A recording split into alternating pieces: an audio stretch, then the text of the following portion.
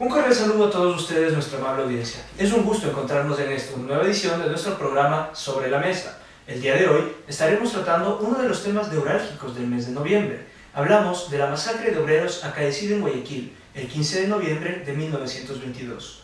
Para tratar el tema en cuestión, nos acompaña el señor Fabricio García, secretario de Trabajadores del Partido Comunista Ecuatoriano. Fabricio, un gusto. Un gusto, vale. También estamos con el señor Enrique Maza, secretario jurídico de la FENASPE. Enrique, mucho gusto. Un gusto, gracias por la invitación. Muchas gracias por estar aquí con ustedes hoy. Transcurría el año de 1992. El Ecuador se hallaba inmerso en una fuerte crisis económica, fruto en gran medida de dos factores fundamentales: el descenso de las exportaciones cacauteras, que contrajo la economía ecuatoriana, la cual para entonces hallaba el grueso de sus ingresos en la explotación de tierra y en la venta de sus productos. Como segundo factor, tenemos la especulación financiera de los grandes bancos que existían en el país. La emisión de moneda estaba a cargo de las entidades financieras privadas, no existía banco central. Estas entidades financieras inundaron el país con moneda que no contaba con su respectivo respaldo en el patrón oro, generando hiperinflación y obviamente devaluación de la moneda nacional. Estos factores provocarían una situación que no daba para más, y el 15 de noviembre del 22, la insatisfacción se cristaliza en la huelga de trabajadores ferroviarios, que será apoyada posteriormente por varias organizaciones y gremios de la producción. La protesta es reprimida a sangre y fuego. Centenares de obreros perecen ante la represión gubernamental, en lo que sería conocido como el bautizo de sangre de la clase obrera. Este hecho, sin duda, marcó la maduración de las ideas reivindicativas en el país y abrió una nueva etapa para las luchas obreras. Hoy analizaremos todos los pormenores, causas y derivados de la matanza del 15 de noviembre de 1922. Muy bien, bajo este marco ya hemos analizado un poco el contexto. Enrique, ayúdanos, ¿qué pasó el 15 de noviembre de 1922 en las calles de Guayaquil? ¿Cómo se dieron los acontecimientos? ¿Cómo se dio la huelga de trabajadores? ¿Y cómo derivó todo esto en la matanza que aconteció ahí, no? Bueno, según cuenta la historia, existía un descontento popular en las clases obreras de los trabajadores por el elevado costo de los productos, por el problema del cacao, en ese tipo de la moneda. Entonces, ante la impasibilidad del gobierno de turno, pues decidieron unirse, salir a la lucha, a la huelga. Precisamente. Ya, es entonces ahí, bueno, el gobierno de aquel entonces, Tamayo, temeroso quizás desde que se desborde la organización, la lucha, pues ordenó la represión. Claro. Yo siempre sigo manteniendo, o sea, de que el Día del Trabajador aquí en nuestro país debería ser el 15 de noviembre, no el primero de mayo.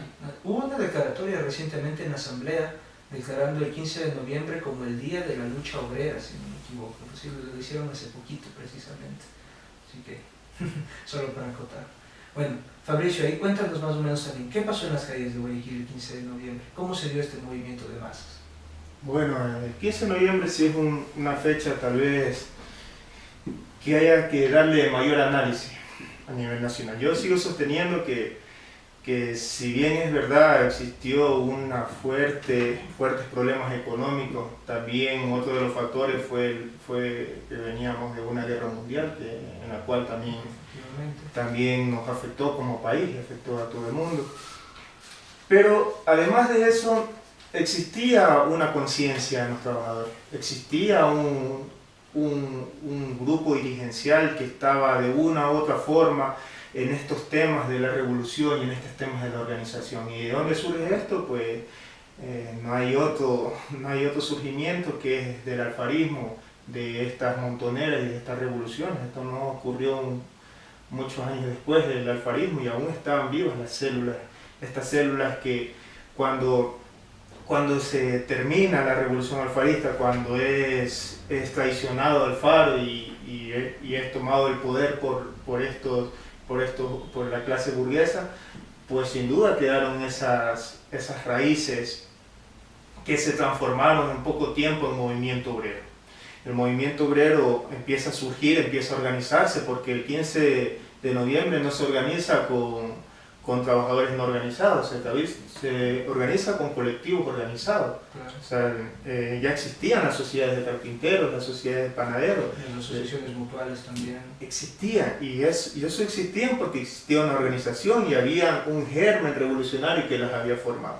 Entonces, al existir un pueblo organizado, empieza a debatir, empieza a pensar y empieza a decir, bueno, ¿qué es lo que está pasando? Y empieza a decirse, bueno, no, queremos otras realidades para la clase trabajadora. Y es por eso que se toma la ciudad y es por eso que llaman a huelga. Y es por eso que dicen, bueno, tenemos estos problemas en la sociedad y vamos a darle solución mediante la lucha. Claro.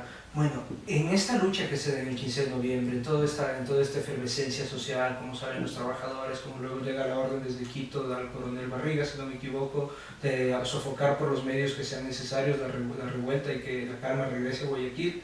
Entonces, bueno, empiezan los militares a disparar al aire contra la gente.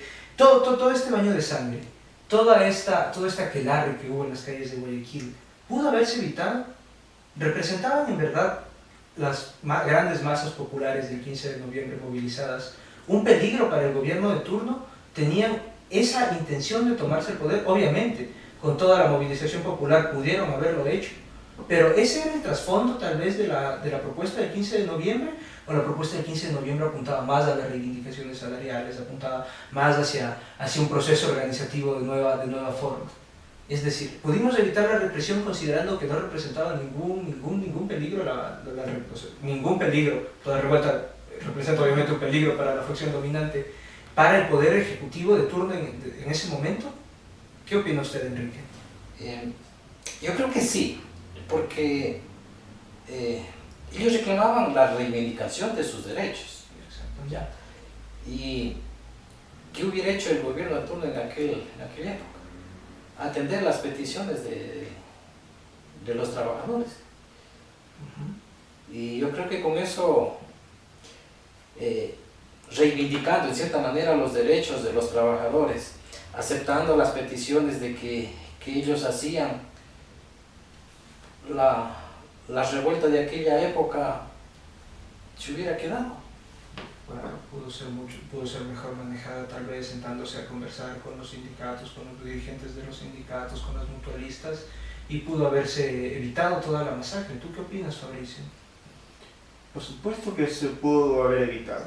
Se pudo haber evitado si no existiera en el país unas élites que se creen y se han creído dueños de la verdad y de la vida de los ecuatorianos. Porque recordemos que en ese tiempo las clases trabajadoras no eran reconocidas como un sector, como un ente que vive y que pertenece al país. Esas eran personas que de las clases, de las élites, los veían como casi poco que esclavos, que eran lo que eran hace pocos años atrás. Entonces esas élites no reconocían y no tenían la más mínima intención de sentarse a dialogar con los trabajadores. No lo tenían. Igual que pasaba con los indígenas. Veían, se creían superiores y simplemente lo que hacían era, bueno, estas personas quieren algo, ¿qué van a querer? Pues nosotros tenemos el poder y nosotros imponemos el poder. Entonces, posteriormente la clase trabajadora, mediante sus organizaciones, empieza a tener otro protagonismo y empieza el diálogo. Ahora que están construyendo el código, bueno, existe un diálogo, esperamos que ese diálogo resulte en acuerdos y resulte en mejoras para la clase trabajadora, pero en ese tiempo no existía eso. Entonces tenemos una gran realidad que la clase burguesa de ese tiempo no le importaba el diálogo con los trabajadores y querían poner su sistema productivo como ellos pensaban que podían obtener mayores ganancias. Claro, bueno, en esta lógica de lucha, de diálogo, de debate, vemos que el 15 de noviembre nos dejó algunas enseñanzas, muchas enseñanzas, por decirlo de esta forma. ¿Qué recupera el sindicalismo actual, el sindicalismo coyuntural, ahora frente a los acontecimientos del 15 de noviembre de 1922? Ustedes que están más con los movimientos sindicales, con las asociaciones, ¿podrían contarnos cómo más o menos podemos hacer un paralelismo entre lo que aprendimos del 22 y la lucha sindical actual en Ecuador? ¿Cómo relacionamos esto? ¿De qué manera hemos aprendido? ¿Cuáles son las luchas de los trabajadores ahora? ¿Cuáles son las exigencias de los trabajadores ahora? Frente quizá al mismo poder fáctico al que se enfrentaron en noviembre del 22. ¿Por qué luchan los trabajadores ahora? ¿Qué exigen los trabajadores ahora? Ahora tenemos COIB, ahora hay derechos laborales. ¿Cuáles son las exigencias que tiene todo este sector de la sociedad? Enrique. Ya, el derecho del trabajador siempre estará en un segundo plano versus las autoridades de turno. Ya, una cosa. Lo otro, defender los derechos del trabajador ni con las represiones se lo puede acallar. La explotación seguirá viendo la necesidad de organizarse para defender los derechos del trabajador. A las autoridades o a los gobiernos de turno eso no les va a convenir, porque ellos siempre estarán del lado de los dueños de las empresas, porque es ahí donde se maneja el dinero. Muchas veces se ponen gobiernos, se quitan gobiernos, pero el trabajador sencillo, el obrero, no tiene ese poder económico. Lo único que tiene, que aporta, es con su fuerza de trabajo. Entonces, seguir defendiendo los derechos de los trabajadores para poder construir una sociedad más justa, un salario digno para él, para su familia, yo creo que vamos por ahí. En esa lógica de la defensa de los derechos de los trabajadores, ¿qué se plantea ahora el movimiento obrero sindical? O sea, si tú me dices hacer paralelismo de lo que pasaba el 15 y lo que pasa ahora, pues... Más o menos, ¿cuáles son las reivindicaciones? O sea, es lo mismo, porque la clase empresarial, los burgueses, quieren obtener mayor ganancia, tanto ayer como hoy. Los trabajadores del 15 de noviembre tenían las mismas exigencias que los trabajadores de hoy. O sea, vivir tranquilo, tener un sueldo digno, con ese sueldo poder tener una vida tranquila y digna para sus familias y para ellos. Que se traducía en esos tiempos en la rebaja de... Se trabajaba los 7 días a la semana, iba a trabajar 6 días. O sea, hoy día compañeros como los agentes de seguridad, representados aquí con el compañero, están trabajando los 7 días de la semana. Y la jornada laboral que se pedía en esos tiempos se baje a 8 horas, como fue una ley en el año 16, ese tiempo. Pues ahora tenemos trabajadores que trabajan 12 horas, 13 horas. En seguridad trabajan 12 horas diarias. Son cuestiones que todavía 100 años después... 95. No, pero eso de las 8 horas fue en el 16. Sí. Tenemos 100 años ya que se adoptó esas cuestiones y todavía no se las puede aplicar al 100%.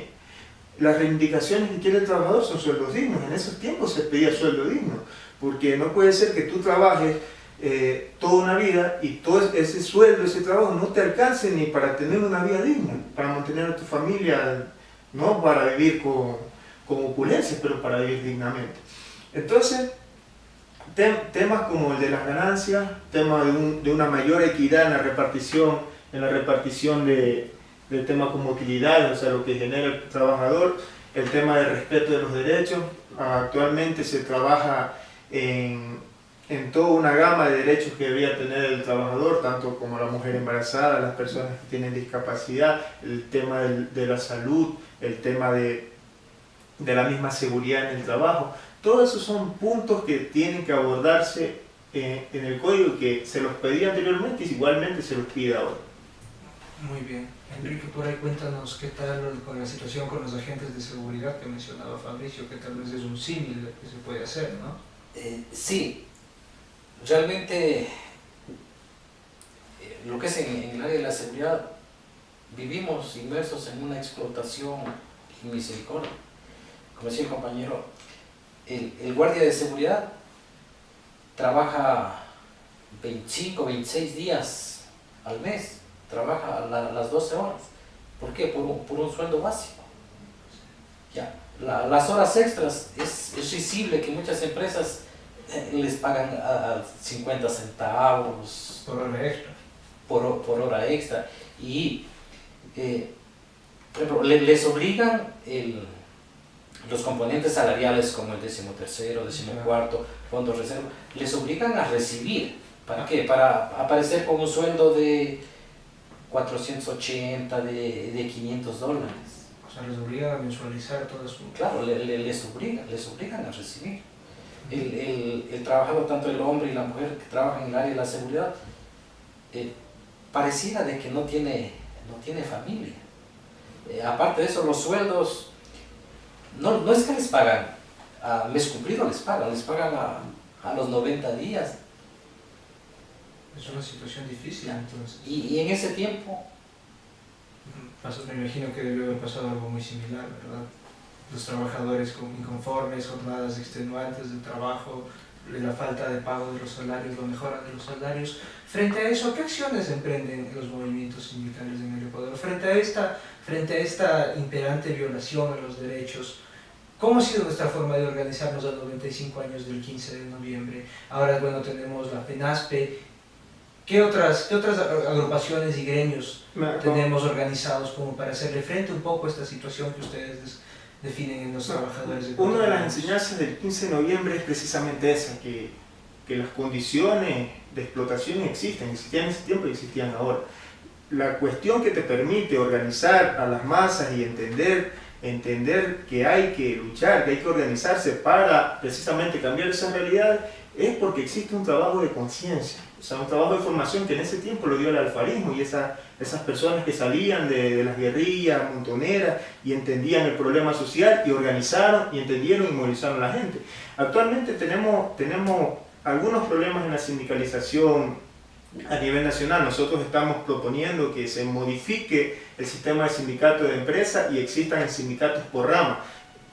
Sindicatos únicos por rama inclusive, que donde se unifiquen las organizaciones a nivel nacional, porque actualmente la desunión que existe es terrible. Digamos, los compañeros de agentes de seguridad nos dan un gran ejemplo.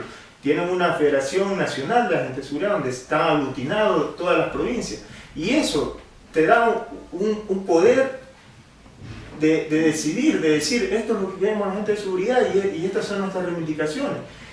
Esa unión tiene que pasar en toda la clase obrera. O sea, la clase obrera tiene que unirse y tiene que entender los problemas y mediante eso cambiar sus realidades, que son las principales enseñanzas del 15 de noviembre, porque por más que se agudicen las condiciones sociales, por más que explotan gente, hace algunos años estamos terciarizados y no veías a la clase obrera mayormente organizada y protestando. Aquí hace falta un trabajo fuerte de conciencia, un trabajo fuerte de formación en las clases obreras y un trabajo fuerte de organización.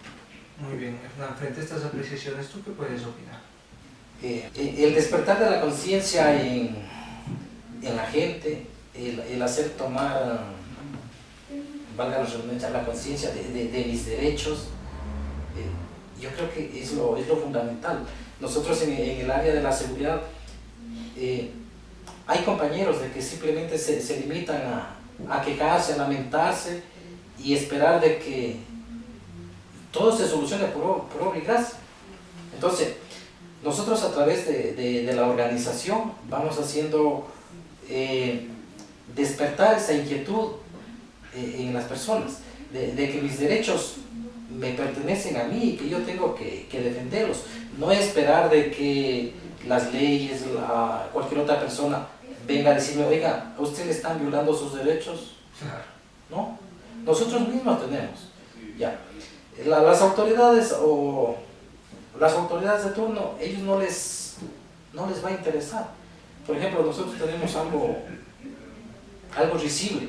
En alguna reunión que teníamos con algún delegado del Ministerio de Trabajo, dice de que hay derechos de que son para la gente normal. ¿Ya? Habrá gente, Y en caso a la seguridad, que somos gente gentes anormales, que solo la gente normal puede trabajar las 8 horas, los 5 días, mientras que los anormales las 12 horas. Complicada la situación. Entonces, a través de esta organización, a través de las organizaciones de base en cada provincia, tenemos una sola organización. ¿Para qué? Para defender ante los poderes de turno nuestros derechos. Muy bien, precisamente, bueno, ya vamos concluyendo porque se está terminando el tiempo de nuestro programa. Estas son las lecciones que nos deja el 15 de noviembre. La organización como base y como pilar fundamental de la defensa de los derechos. En esa lógica me parece que se ha avanzado mucho en el tema sindical, en el tema de la organización con los agentes de seguridad, que bueno, tuvimos la suerte de tener aquí a Enrique, que nos ayudó un poco más con este tema, ¿no? Que nos permitió hacer símiles entre ahora y entre lo que fue el 15 de noviembre del 22, que las condiciones de explotación poco han variado, o que poco se han regularizado a través de instrumentos jurídicos, pero que el germen sigue ahí, que el germen revolucionario, que el problema de fondo, que son las condiciones de explotación del sistema capitalista que genera miseria, son ahí y serán superadas precisamente por los trabajadores mediante la movilización popular y mediante la organización. No solo mediante la movilización popular, porque hay gente que cree que, bueno, salir a las calles y es todo, ¿no? Creo que es importante recalcar las cuestiones organizativas, las cuestiones jurídicas, las cuestiones parlamentarias también, que forman parte de esta lucha por la reivindicación de derechos. Bueno, se nos ha acabado el tiempo de nuestro programa, les agradecemos a nuestros invitados. Enrique, muchas gracias, Fabricio, muchas gracias, esperamos contar con ustedes para una próxima ocasión y con nuestra amable audiencia también. Recuerden que los temas importantes y de coyuntura se debaten aquí en Sobre la Mesa. Hasta una nueva edición, ha sido un gusto.